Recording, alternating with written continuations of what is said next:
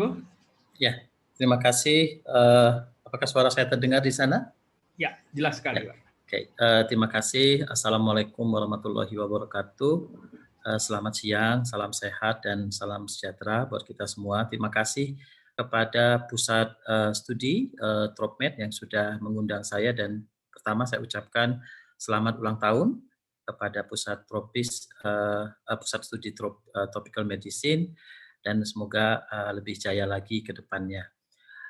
Saya akan memberikan beberapa hal terkait dengan vaksin COVID yang ada sekarang. Tentunya banyak pertanyaan mengenai keamanan, ya, mengenai tadi efikasi, ya, daya gunanya dan seterusnya. Tadi sudah dijelaskan ya oleh Dr. Riri, saya kira Dr. Doni, apa itu vaksin. Jadi dia merupakan suatu patogen komponen, ya, yang mungkin sebagian kecil atau mungkin semuanya dari suatu bakteri atau virus yang sudah tidak aktif atau dilemahkan, yang ini akan dimasukkan. Cara masuknya ke tubuh sebetulnya vaksin itu banyak, ya, ada berupa oral, ada berupa injeksi, nanti ada sekarang sedang ada proses untuk pembuatan vaksin COVID dengan aerosol, jadi artinya seperti dimasukkan ke dalam hidung saja seperti itu, dan banyak sekali. Dan merangsang, sebetulnya tujuannya merangsang sistem kekebalan tubuh yang nanti akan membentuk sel-sel pelindung, yang itu yang kita sebut sebagai antibodi. Nah, kekebalan itu sendiri sebetulnya tidak harus selalu berasal dari vaksin, ya. Tetapi bisa saja ada yang kekebalan yang bersifat natural, di mana dia diberikan kekebalan itu muncul akibat adanya infeksi yang masuk ke tubuh kita.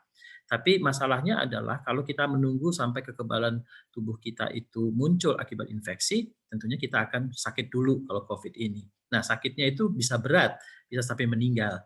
Ini yang jadi masalah. Sehingga kita berusaha untuk membentuk kekebalan, tetapi membuat kita tuh nggak sakit gitu. Dan inilah fungsi dari vaksin itu tadi. Kemudian mengapa kita membutuhkan vaksin? Saya kira tadi Pak Doni juga sudah memberikan banyak contoh. Jadi vaksin itu Bapak Ibu semua sebenarnya suatu intervensi yang sudah cukup lama. Ya, kalau kita belajar sejarah mengenai vaksin itu sudah ada sejak abad 18, dan semua vaksin yang ada itu ditujukan untuk mencegah infeksi dan sudah menunjukkan secara ilmu pengetahuan dan teknologi dia sangat efektif untuk mencegah infeksi. Sebetulnya vaksin itu banyak sekali, ya, mungkin kalau ada yang mempunyai bayi di sini, saya kira ada banyak vaksin yang diberikan pada bayi.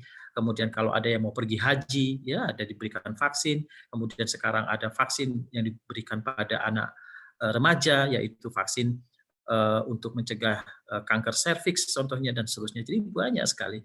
Jadi sebetulnya vaksin itu bukan sesuatu hal yang baru. Kemudian tadi bahwa vaksin itu tidak hanya memberikan kekebalan dari individu yang divaksin, tetapi dia bahkan bisa memberikan kekebalan komunitas. Ini tadi dijelaskan oleh Dr. Doni yang disebut sebagai herd immunity tadi. Jadi jangan disangka bahwa kita diberikan vaksin itu kita saja yang kebal. Ingat, tadi sudah dijelaskan oleh Dr. Doni bahwa orang di sekitar kita juga bisa kebal. Nah, orang yang mana? Orang-orang yang tidak bisa diberikan vaksin. Ada kelompok-kelompok misalnya pada COVID ini, vaksin COVID untuk bayi nggak ada. Vaksin COVID untuk anak-anak nggak ada. Vaksin COVID untuk remaja nggak ada. Belum ada.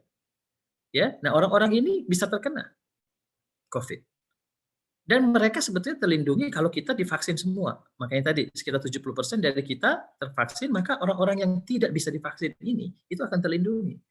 Maka kita harus tahu orang-orang ini siapa. Orang ini bisa dalam keluarga kita, bisa adik kita, bisa anak kita, bisa orang tua kita yang mengalami sakit berat yang kemungkinan dia tidak bisa divaksin. Jadi saya selalu mengatakan vaksin itu dia sangat ke komunitas itu tuh sangat luar biasa ya. Jadi kita tuh kalau menolak vaksin itu artinya kita tuh selfish gitu. Karena kita mementingkan diri sendiri. Padahal di sekitar kita banyak orang yang ingin divaksin tapi nggak bisa divaksin. Akibat vaksin itu tidak bisa diberikan pada orang tersebut. Sebetulnya ada suatu di dalam public health atau di dalam kesehatan masyarakat sudah jelas bahwa vaksin itu bisa kemudian menyelamatkan jiwa. Bahkan suhu dunia ini ya bahkan organisasi dunia kesehatan dunia mengatakan selain dari air bersih, maka vaksinasi itu adalah merupakan suatu intervensi kesehatan masyarakat yang paling efektif di dunia. Nah ini, jadi sudah nggak bisa kita pungkiri ya bahwa vaksin itu bisa menyelamatkan jiwa. Dan inilah mengapa seluruh dunia itu mencoba untuk menemukan vaksinnya.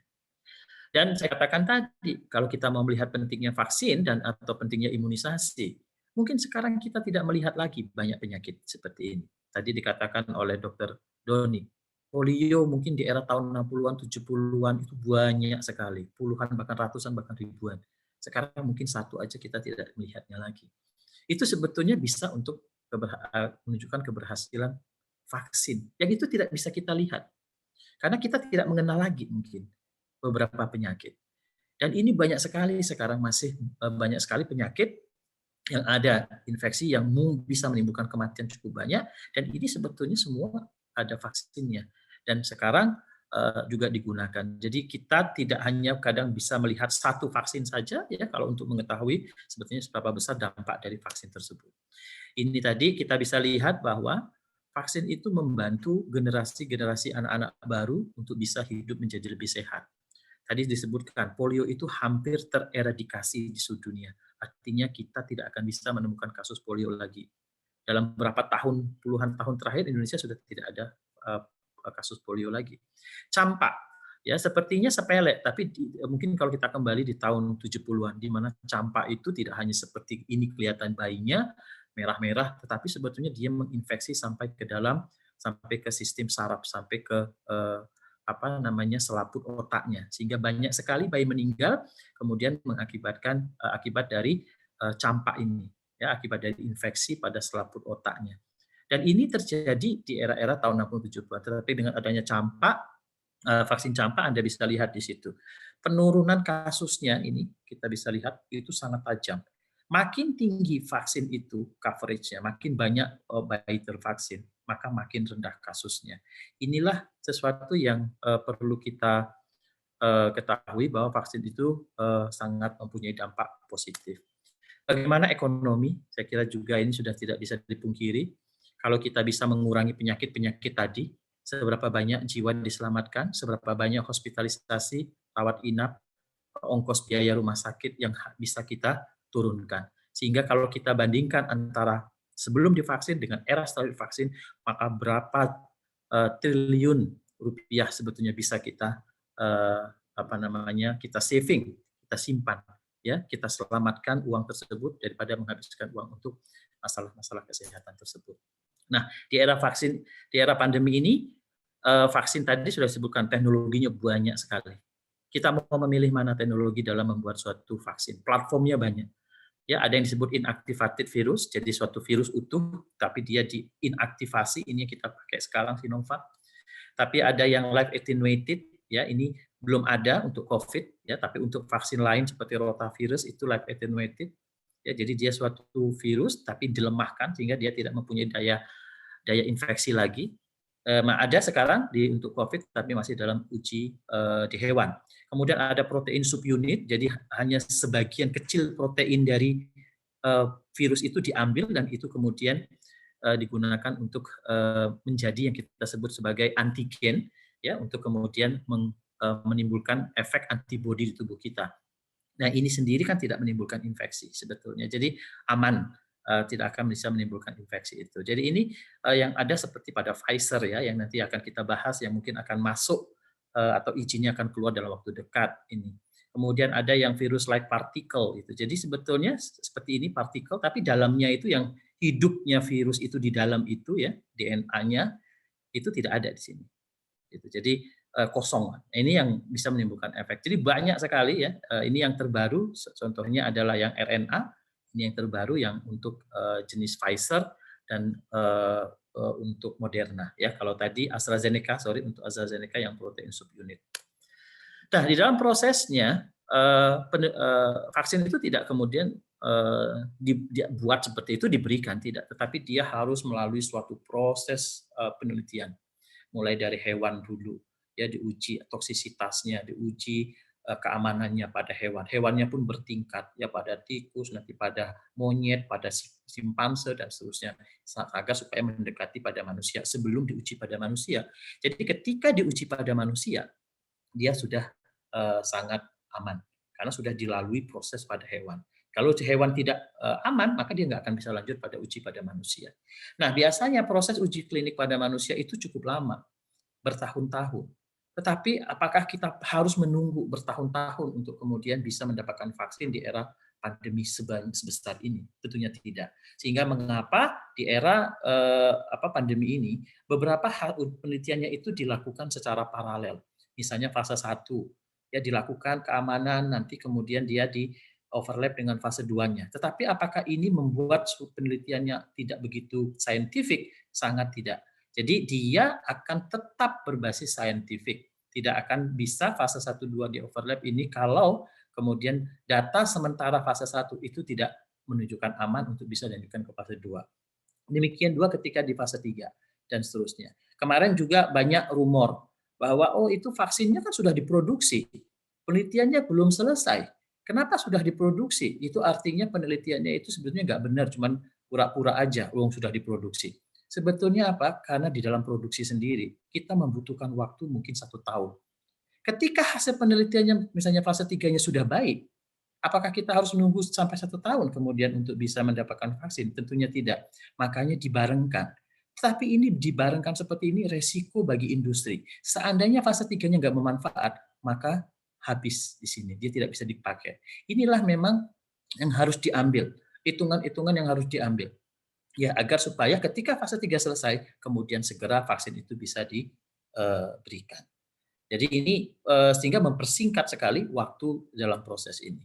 Nah, kita lihat di sini Bapak Ibu bahwa uji klinik vaksin ada di dunia itu sekarang mencapai 63 dan sekarang yang sedang akan masuk uji klinik itu 175.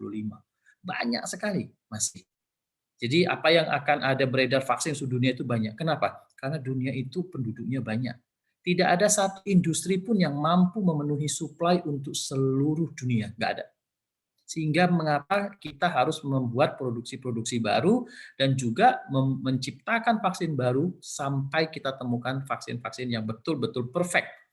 Tetapi itu membutuhkan waktu yang sangat lama. Nah, mengapa begitu banyak vaksin dikembangkan tadi? Karena banyak banyak vaksin itu karena COVID-19 ini masih penyakit baru.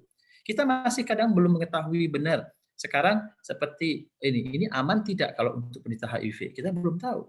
Ini aman atau tidak sih pada penderita kanker? Kadang-kadang kita harus kemudian melihat lagi datanya.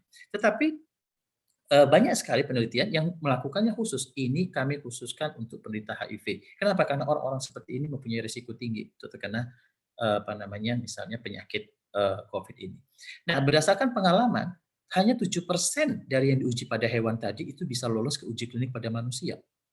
Bayangkan. Dan yang masuk ke dalam uji klinik pada manusia hanya 20% yang akhirnya menunjukkan dia aman dan efektif. Jadi kita tidak bisa kemudian berdiam nunggu sampai satu selesai dulu, ternyata dia nggak efektif, baru mulai yang lain. Tidak. Makanya didorong semua untuk semua melakukan riset bersama-sama. Nah, yang tadi bahwa kadang-kadang ada beberapa jenis vaksin itu indikasinya berbeda. Karakteristiknya berbeda, bahwa ini mungkin bisa untuk usia lanjut, yang ini tidak bisa untuk usia lanjut, yang ini bisa untuk yang punya komorbiditas, yang ini tidak bisa untuk komorbiditas. Jadi inilah mengapa kita perlu mengembangkan berbagai jenis vaksin tersebut. Nah, di dalam mengembangkan vaksin tadi ada beberapa parameter yang harus dilihat. Selain dia aman, selain dia efikasi, tetapi juga kita harus melihat apakah dia imunogenik. Tadi, ketika dia disuntikkan, apakah kemudian tubuh kita menimbulkan antibodi. Itu penting sekali. Karena kalau antibodi itu tidak terbentuk, itu daya proteksinya atau efikasinya tetap akan rendah secara teori. Nah, sehingga imunogenisitas itu harus dicek. Nah, imunogenitas yang mana yang penting? Yaitu suatu antibodi yang bisa menetralisir dari virus itu. Itu yang paling penting. Makanya kalau kita mengkaji suatu penelitian untuk vaksin, maka yang kita lihat adalah seberapa besar daya netralisirnya. Ya, vaksin itu atau antibodi yang terbentuk itu terhadap infeksi virusnya. Nah, kemudian kadang-kadang kita harus memberikan dalam penelitiannya atau di dalam prosesnya kita berikan 2 kali atau 3 kali mungkin. Kenapa? Karena tadi untuk bisa mencapai antibodinya cukup tinggi itu, kita kadang-kadang tidak hanya memerlukan satu dosis. Mungkin satu kali hanya segitu kecil titernya atau kadar antibodinya. Tapi ketika pemberian kedua, dia menjadi meningkat.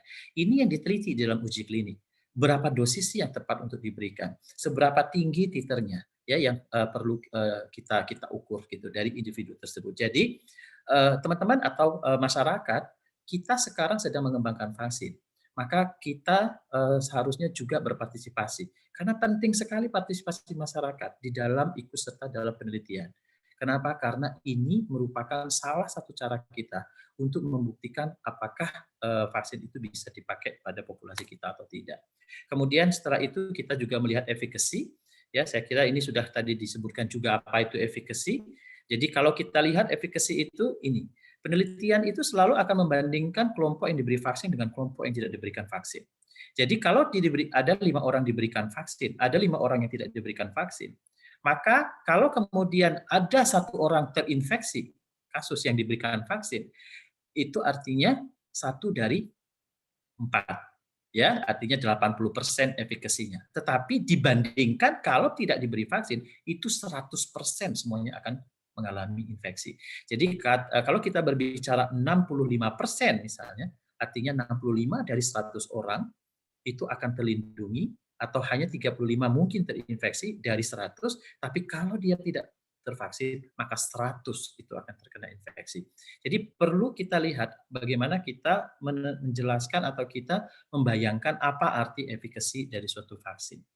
Jadi mengapa saya sering mengatakan 60% itu cukup besar. Bayangkan kalau 1 juta orang yang terkena COVID sekarang, diberi vaksin tadinya 1 juta itu, maka yang terinfeksi itu hanya 35.000. Ya, 350.000 gitu. Yang selebihnya tidak terhindar. Tapi kalau tidak divaksin ya itu 1 juta yang kena. Jadi itu kalau kita melihat arti dari efikasi. Tadi juga sudah dijelaskan bahwa bisa dia mencegah penyakit, bisa mencegah orang penyakit menjadi tidak ada simptom atau yang kena simptom mungkin nggak berat sehingga tidak hospitalisasi atau yang berat kemudian tidak meninggal. Jadi banyak sekali sebetulnya vaksin itu bisa mengurangi kematian, bisa mengurangi hospitalisasi, bisa mengurangi gejala, bisa mengurangi infeksi transmisi. Jadi banyak sekali sebetulnya dan ini yang banyak dari sekarang vaksin ini yang masih belum kita ketahui sebenarnya di mana letak dia bisa melakukan hal tersebut. Tadi juga sudah dikatakan efikasi dengan effectiveness, efikasi itu didapat dari uji klinik tadi. Tapi ketika dia digunakan, yang dipakai mungkin yang tadinya harusnya 2 dosis, pakainya 1 dosis. Yang rentangnya harus 14 hari, atau 30 hari. Yang harusnya disimpan suhu 2-8 derajat, mungkin vaksinnya jadi tidak bisa disimpan akibat buruknya penyimpanan dan seterusnya. Sehingga efektivitas dari vaksin itu akan sangat berbeda dengan uji klinik. Real world itu berapa, itu yang harus diteliti pada saat sekarang ini. Nah, inilah vaksin-vaksin yang akan digunakan di Indonesia. Tadi Pak Ganjar sudah mengatakan kita menunggu merah putih. Tadi nunggunya berapa lama gitu ya? Apakah kita harus menunggu merah putih dulu kemudian divaksin? Tentunya tidak. Jadi tadi kita mencari mana sih yang bisa kita pakai dan kita kemudian lakukan mungkin pencarian kayak belanja gitu ke seluruh dunia mana vaksin yang bisa dan akhirnya pemerintah memutuskan seperti ini. Tetapi lihat bahwa ada beberapa vaksin yang mungkin nanti akan sulit sekali dalam penyimpanan karena dia memerlukan cold chain atau menyempukan lemari penyimpanan yang sangat luar biasa dingin. Minus 70 derajat untuk Pfizer, minus 20 derajat untuk Moderna, dan yang lain mungkin hanya bisa disimpan dalam kulkas. Ya, ini penting karena kita tidak punya ya penyimpanan yang sangat advance seperti ini. Ini ditetapkan sudah dengan keputusan Menteri Kesehatan saya kira dan ini perbedaannya dari semua vaksin tersebut. Jadi Sinovac saya kira sudah ada sekarang, sudah banyak diberikan izin edar, izin emergency use ya, penggunaan emergency di banyak negara. AstraZeneca sebentar lagi, Novavax juga sebentar lagi, yang masih belum kita ketahui kapan Pfizer, Moderna dan Sinovac ini akan masuk. Ya, tetapi kita berkoordinasi dengan Kementerian Kesehatan dan tentunya dalam waktu dekat ketiga yang terakhir ini akan segera juga beredar. Tetapi kita perlu persiapan yang matang, terutama dalam proses penyimpanannya dan transportasi distribusi dari vaksin-vaksin tersebut ke daerah-daerah. Nah, rencana vaksinasinya saya kira ini juga sudah banyak diketahui. Pertama, tugas kesehatan 1,3 juta, dan sekarang lansia dan petugas publik nanti, saya kira lansia sudah mulai sekarang dan petugas publik direncanakan di awal Maret akan mulai. Dan setelah itu masyarakat yang rentan dan seterusnya. Jadi kalau kita lihat tadi mengapa banyak sekali orang yang akan divaksin, karena kita harus mencapai jumlah vaksinasi hampir mencapai 180 juta penduduk. Nah, tadi sudah dijelaskan juga bagaimana herd immunity itu, nggak usah saya ulangi. Nah, yang penting di sini bahwa uji klinik itu hanya sangat terbatas memang. Mungkin hanya 10.000, hanya 15.000, hanya 30.000. Tapi yang pakai ini bukan ribuan lagi, jutaan. Sehingga kalau kemudian, dan jutaan itu orang yang menggunakan itu beda-beda. Beda ras, beda nutrisinya beda, kemudian komorbiditasnya beda, ya, kemudian usianya mungkin beda-beda, dan seterusnya dan seterusnya. Ini mengakibatkan mungkin saja ada beberapa efek simpang atau kejadian ikutan itu yang belum kita temukan pada saat uji klinik, itu bisa kita temukan pada saat implementasi. Inilah mengapa pemerintah juga ya berusaha untuk melakukan survei terus-menerus ya mengenai KIPI. Ya, kalau kita lihat, kalau Anda lihat di banyak provinsi membentuk tim ya sampai pembuatan database untuk kemudian selalu mengupdate data-data kejadian ikutan pasca imunisasi ini. Dan sejauh ini yang kemarin habis kita bahas bersama, KIPI yang diketemukan itu semua tidak begitu serius ya, dan sifatnya lokal yang tadi ya, mungkin agak mengantuk, kok jadi lapar, kok increasing appetite-nya, kemudian ada nyeri, ya, ada kemudian sedikit demam dan sebagainya dan sebagainya. Dan itu sebenarnya sudah bisa diekspektasi, sudah bisa diduga karena hasil penelitiannya juga seperti itu. Nah, vaksin yang ideal itu seperti apa? Tadi imunogenik, dia harus mampu membuat imunogenisitas, antibodi harus terbentuk.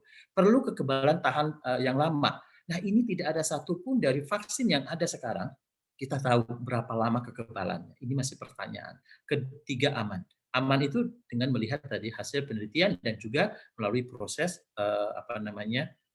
setelah dia diimplementasikan. Harus stabil di kondisi lapangan. Ya tadi, kalau penyimpanannya itu sangat rigid, sangat minus 70 derajat, susah sekali dia akan stabil di lapangan. Kalau bisa dia kombinasi itu artinya dia bisa karena kita tahu virus-virus itu sekarang banyak sekali, macam-macam, sehingga kalau bisa satu jenis vaksin ini itu bisa untuk mungkin beberapa strain atau beberapa tipe dari virus yang tadi bermutasi atau artinya efek mutasi dari virus itu tuh tetap bisa dilawan gitu ya oleh vaksin tersebut. Itu yang ideal. Kemudian dosisnya tunggal itu tidak berarti harus satu, tetapi tidak begitu sering gitu ya. Kemudian terjangkau, dan ini tadi sudah dikatakan gratis. Artinya hampir semua ya kriteria vaksin ideal itu sudah bisa kita berikan. Nah, pertanyaannya mengapa Sinovac? Ya, dulu banyak sekali pertanyaan, kenapa sih harus pakai Sinovac? Kenapa pakai yang lain? Saya kira yang pertama, kita lihat platformnya. Sinovac itu platformnya adalah inactivated. Dan inactivated itu dalam sejarah vaksin dan vaksinasi, itu adalah jenis vaksin yang paling sering digunakan seluruh dunia dan paling aman. Jadi kita sudah punya pengalaman banyak nih menggunakan inactivated vaksin. Apakah kita punya pengalaman untuk vaksin Pfizer? Enggak. mRNA itu baru pertama ini platformnya. Kita nggak punya pengalaman. Makanya tadi nggak punya pengalaman, ini harus disimpan minus 70 derajat. Jadi komplikasi dari ketidakpengalaman banyak negara terhadap suatu vaksin itu juga bisa berdampak terhadap suksesnya vaksinasi di negara tersebut. Kemudian stabil di lapangan tadi saya katakan Moderna, Pfizer itu tidak stabil dia. Sedangkan Sinovac suhunya 2-8 derajat. Dan bisa di suhu kamar itu dalam waktu 6 sampai 12 jam.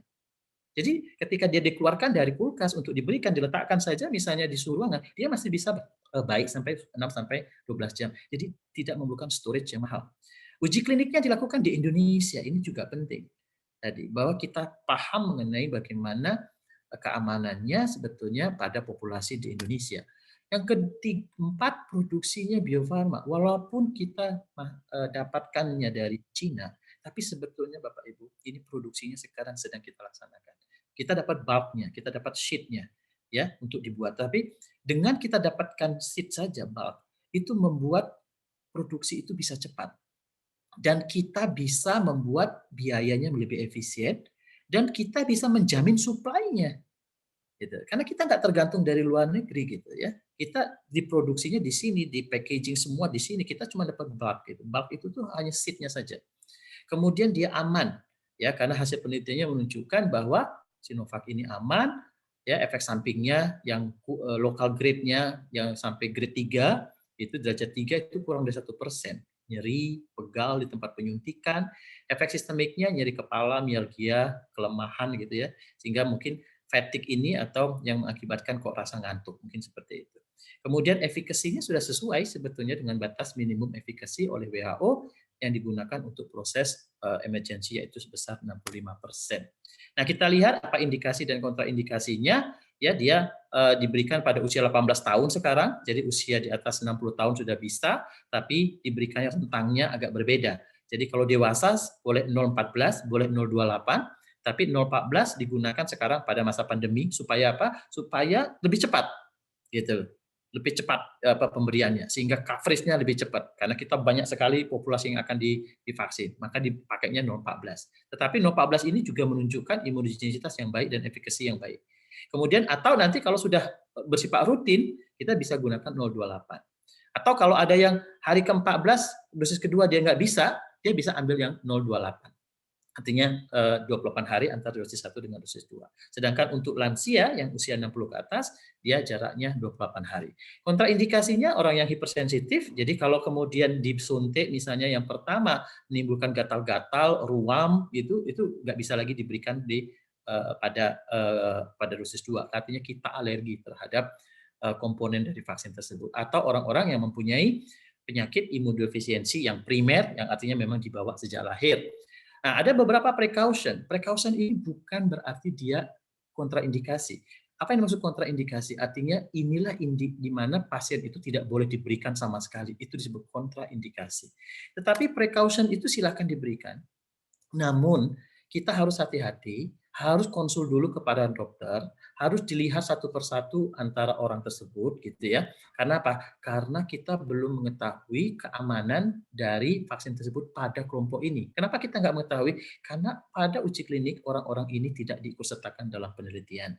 Jadi misalnya siapa orang yang pada saat mau divaksin sakit akut, demam tinggi misalnya, gitu ya, atau penyakit serangan akut pada penyakit kronis, dia punya asma, pada saat mau disuntik itu asma berat gitu, itu jangan ditunda dulu, bukan tidak diberikan. Pasien-pasien yang mempunyai penyakit trombositopenia, masalahnya apa? Karena trombositopenia itu bisa mengalami perdarahan, ini disuntik gitu. Jadi sebetulnya tapi sebetulnya tidak ada masalah besar sekali ya, penyuntikannya pun dengan menggunakan jarum yang baik sehingga kemudian efek perdarahannya itu sebetulnya ringan. Kemudian mempunyai kondisi atau penyakit imunodefisiensi atau imunosupresif atau tadi menggunakan obat-obatan imunosupresif, kortikosteroid jangka panjang. Kenapa? Sebetulnya boleh diberikan. Tetapi masalahnya adalah orang-orang yang menggunakan kortikosteroid atau menggunakan obat-obat imunosupresif, itu kondisi tubuhnya, imun sistemnya itu kemudian mengalami penurunan imun sistem. Sehingga kalau kita berikan vaksin, tadi kan vaksin itu mencoba untuk membangkitkan imun. Itu nggak bisa bangkit. Dia sedang ditekan imun sistemnya dengan obatan. Itu sebetulnya yang jadi permasalahan. Jadi ditunda dulu sampai kemudian imunosupresifnya sudah selesai, baru kemudian diberikan. Tapi itu bukan kemudian tidak bisa diberikan. Jadi saya kira perhimpunan dokter banyak sekali sudah melakukan perubahan-perubahan terhadap indikasi ini ya. Kemudian epilepsi tidak terkontrol, penyakit saraf progresif, penyakit autoimun ya dan sebagainya. Termasuk penyakit kronis seperti kanker. Sebenarnya kankernya boleh kalau dia sudah selesai pengobatan. Kalau belum selesai pengobatan, kontak dulu dokternya. Lihat dulu seberapa besar jenis obat yang dipakai. Kalau obat yang dipakai itu tidak menimbulkan efek terhadap imun sistem, silakan diberikan. Hipertensi tidak terkontrol. Jadi kemarin kita sudah ketahui ya Perhimpunan Ahli Dokter Kardiovaskuler menetapkan yang ditunda untuk diberi vaksin itu adalah jika sistoliknya 160 dan jika diastoliknya kalau tidak salah 110 ke atas. Jadi di bawah itu silakan untuk bisa diberi vaksin. Ya. Nah, kemudian interaksi ini yang kita belum tahu tadi. Adakah interaksi obat dengan vaksin? Makanya tadi sebetulnya bukan tidak boleh, tetapi kita belum tahu keamanannya, sehingga kehati-hatian ketika melakukan vaksinasi pada kelompok ini perlu dilakukan, yaitu dengan konsul ke dokter sebelum menerima vaksin untuk menghindari potensi adanya interaksi. Nah, kemudian yang kedua, ini vaksin yang akan segera kita terima juga, mungkin minggu depan sudah akan diumumkan, yaitu mengenai vaksin Pfizer. Kita lihat efek sampingnya demam persis sama ya, gitu. Dan ada sedikit demam, kemudian ada nyeri lokal ya dan sebagainya, mialgia itu hampir semua sama. Nah, efikasinya seberapa besar? Mirip saja dengan sebetulnya nggak besar-besar banget seperti yang lain ya. Jadi di sini juga sekitar 65% kalau kita menggunakan dosisnya antara 4 sampai 12 minggu. Jadi ini yang kita lakukan. Kemudian Pfizer, saya kira ini juga sama. Kalau kita lihat ini yang kuning itu yang diberikan vaksin Pfizer uji kliniknya, yang biru itu yang diberikan placebo. Kita lihat nyeri pada tempat injeksi akan lebih banyak pada kelompok yang mendapatkan vaksin. Fatigue itu nggak begitu banyak sama.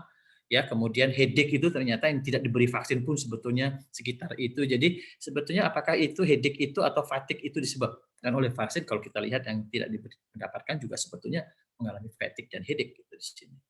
Ya. Nah, kemudian efikasinya bagaimana? Ini 95%, tetapi kita perlu ketahui bahwa 95% ini itu hanya sampai 7 hari setelah dosis kedua. Nah, ini ya. Kalau kita di mana di Sinovac itu sampai sekitar 3 bulan setelah dosis kedua. Nah, ini kita belum tahu kalau Pfizer ini 3 bulan setelah dosis kedua, apakah kemudian tetap 95%? Belum tentu juga. Jadi karena apa? Karena tadi dengan makin hari penurunan antibodi itu makin menurun, sehingga kemungkinan daya protektifnya kemudian menjadi tidak lebih tinggi lagi. Kita masih menunggu hasil-hasil berikutnya. Yang mengapa tadi di awal kita sebutkan bahwa kita terus mengupdate informasi mengenai vaksin itu, karena semua prosesnya masih berlangsung. Tetapi yang paling penting adalah di sini Pfizer itu bisa digunakan untuk penderita yang mengalami keganasan. Karena dia efikasinya bisa mencapai 75%. Ini yang mungkin tidak dipunyai oleh vaksin yang lain. Karena vaksin lain itu tidak meneliti pada kelompok ini. Pada penderita kardiovaskuler 100%, pada orang yang diabetes 95%. Jadi komorbiditas itu bisa digunakan pada kelompok ini dan punya datanya. Beda dengan Sinovac, kita nggak punya datanya. Kita boleh dipakai, tapi harus hati-hati. Kalau ini sudah tahu. Ya, Moderna kita lihat nyeri pada injeksi sama persis 84%, sistemik seperti fatigue, mialgia juga sekitar 80%, persis seperti Pfizer tadi. Karena mereka mempunyai platform yang sama. Lihat di sini untuk Moderna dia bisa untuk usia yang lebih tua. Ya, Sinovac kita punya datanya, kalau untuk sini dia lebih banyak lagi, 3.000 lebih pasien yang menggunakan yang usia di atas 65 tahun.